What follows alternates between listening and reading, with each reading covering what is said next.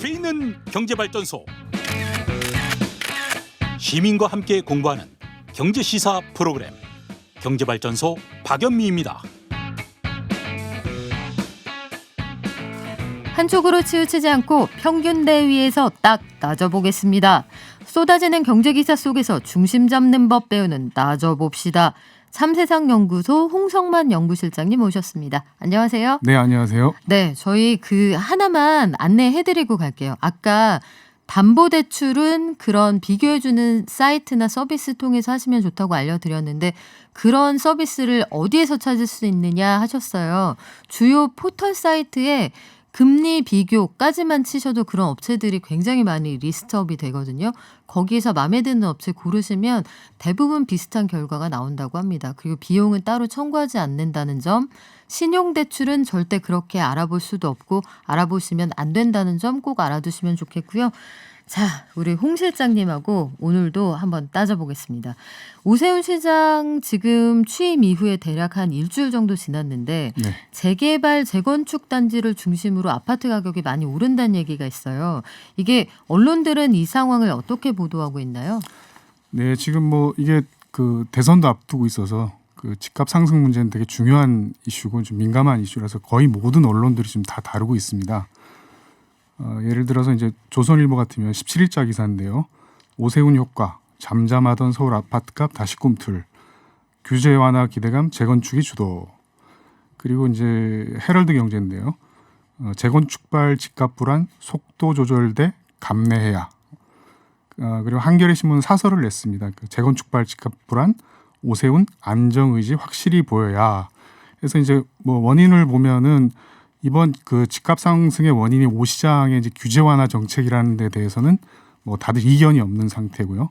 다만 이제 이걸 어떻게 해야 되느냐 대책 문제에 대해서는 크게 한 세 가지 정도로 의견이 나뉘는 것 같습니다. 아, 그래요. 세 가지요. 네네. 그럼 일단 대책에 대한 입장이 세 가지다. 어떻게 달라집니까? 예, 뭐 첫 번째는 이제 뭐 약속대로, 뭐 원래 공약대로라는 이제 입장이 있는데, 원래는 일주일 안에 한다고 했었잖아요. 속도감 있게 네. 뭐 이 재건축 재개발 공약을 이제 시행하겠다. 근데 뭐 어차피 이제 재개발 재건축이 되면은 뭐 시장 불안이라고 하는 게 뭐 일정하게 이제 감내할 수밖에 없는 거기 때문에 그래서 약속대로 빨리 그 공약을 시행하라 이런 입장이 있고요. 두 번째로는 이제 속도 조절론이 있습니다. 그러니까 아무래도 이게 집값 문제다 보니까 굉장히 중요하니까 먼저 이거 좀 집값 안정화 대책을 내고 그리고 이제 재건축이나 재개발 이제 규제 완화 이 조치들을 이제 시행하자. 대부분의 이제 보수 언론들이 이런 입장들을 택하고 있고요. 오세훈 시장 측도 지금 현재 이런 입장인 것 같습니다. 그리고 이제 세 번째로는 진보 언론 쪽인데요. 네. 일종의 이제 정책 변경론이라고 좀 볼 수 있을 것 같습니다. 명시적이지는 않지만 지금 뭐 규제 완화 정책이 이게 좀 문제가 좀 되기 때문에 확실하게 이제 집값 안정화 대책으로 정책을 좀 변경해야 되는 것 아니냐 이렇게 이제 좀 입장을 좀 나눠볼 수 있을 것 같습니다. 네, 쭉 들어보니 아마도 세 번째는 정책적으로 공약한 바와 거리가 좀 있어서 예. 선택될 가능성이 크지는 않아 보이는데. 하지만 이제 뭐 정부 정책이 네. 뭐 이것 뭐 비슷하게 좀 가고 있는 그렇죠. 거기 때문에. 또 정부 정책하고 부딪히는 예. 측면이 있네요. 이게 그래서 고민스러운 부분이 그거예요. 그 최근 통계를 보면은 아파트 가격 상승폭이 10주 연속으로 줄어들고 있었다라고 나오다가 다시 상승폭이 크게 벌어지는 그런 분위기로 돌아섰다고 나오는데 네. 일단 재개발 재건축이 필요하다는 분들의 입장도 일리가 있습니다. 네네. 뭐 주거 여건을 낮게 해야 한다. 노후화됐으니까. 그런데 반면에 재건축 재개발이 땅값이 비싼 지역을 중심으로 이뤄질 것으로 예상이 되니 이게 네. 집값을 크게 올리는 요인이 된다는 의견이 부딪히잖아요. 네네. 이게 두 개를 다 만족시키면서 정책을 하면 좋겠지만 이게 가능하지가 않을 것 같아서요. 네, 뭐 그런 이제 두 마리 토끼 이제 잡기 같은 그런 이제 불가능한 상황이 이제 현재 이제 벌어지고 있는 그런 상황인 것 같은데요.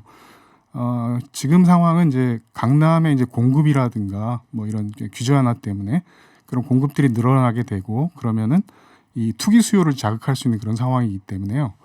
이 강남 이제 집값이 올라가면은 뭐 전체 전국 그 아파트 가격 상승의 도화선이 될 수 있기 때문에 아무래도 이게 이 집값 안정하고 강남 재개발을 동시에 추진하는 것은 좀 어려워 보이지 않겠냐 그런 생각입니다.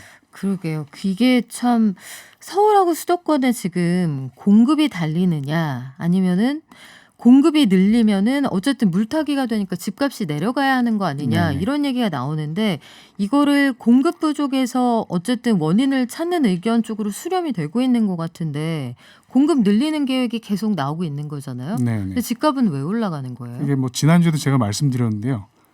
공급 대책을 하더라도 정확하게 해야 된다는 건데 지금 그 서울과 수도권에 이제 그 주택 수요가 는 거는 가구 수가 늘어서 그런 거예요. 이 가구 수라고 하는 것은 주로 이제 1인 가구와 2인 가구가 이제 늘었는데요. 근데 이제 1인 가구들은 이제 청년들이지 않습니까? 그리고 2인 가구는 이제 그 30대 신혼부부나 자녀 없는 부부들이거든요. 네. 이분들의 이제 주택 수요라고 하는 것은 뭐 강남 재개발이나 뭐 한강변에 뭐 35층 이상의 아파트를 짓는 이런 수요하고는 거리가 멀어도 한참 먼 그런 것인 거죠. 그래서 이제 주택 그 공급 대책을 내더라도 그 1인 가구와 2인 가구에 맞는 이제 대책들을 내야 되는 것이고요.